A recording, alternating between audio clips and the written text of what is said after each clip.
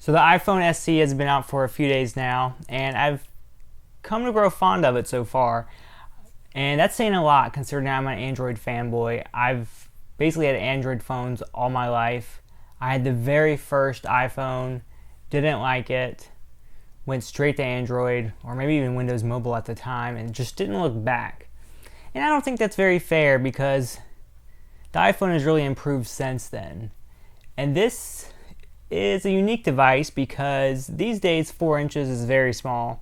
And even the compact versions of phones these days, you're never going to see one that's like 4 inches.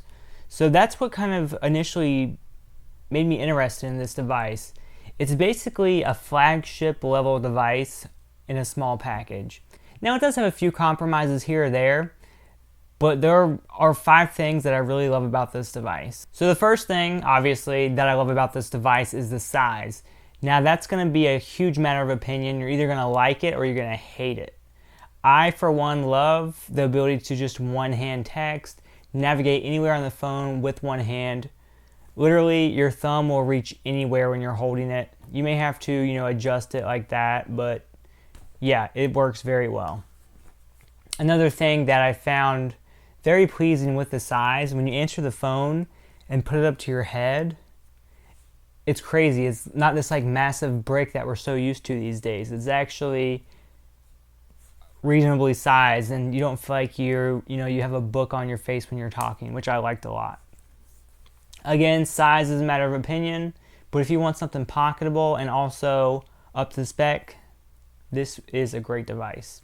The next thing I really love about this device is its camera. Now, a lot of people think the iPhone SE is, basically a toned down model, the cheap model. But that's not true in all aspects. The camera actually is borrowed from the iPhone 6s and 6s Plus. So you have a great camera. It even records in 4K, and that's something the original iPhone 6 can't even do. So you have the best camera right here. Now, if it's the best camera out of all smartphones, that's a whole nother story, but it's the best in all iPhones right now. Another great thing about this device is the battery life. I've only been able to test it for a few days, but so far it's gotten me through a day and then some. As of right now in this video, I'm at 50% with like 5 hours screen on time.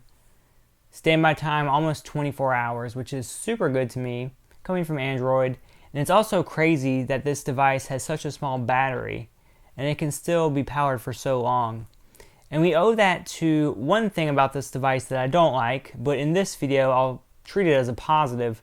The resolution on the screen is very low. It's lower than 720p. And while I would appreciate a higher resolution, I can see the benefit to battery life in that aspect. The next thing I love about this device has to be the processor. It has the A9 processor, same one as the iPhone 6s and 6s Plus.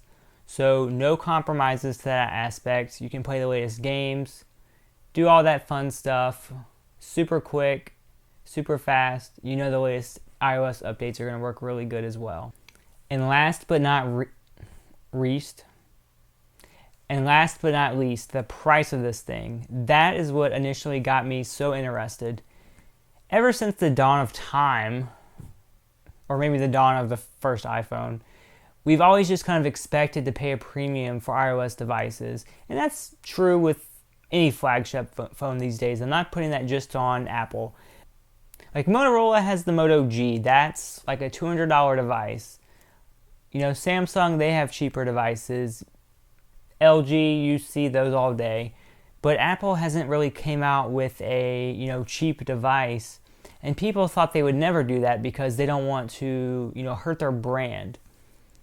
So I really do applaud Apple for releasing something that's cheaper than the normal flagship $700, $800, $900 device.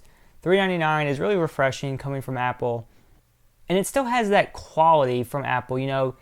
They didn't really skimp in many departments. Yeah, the resolution's a little low, but they put in the greatest processor, the best camera.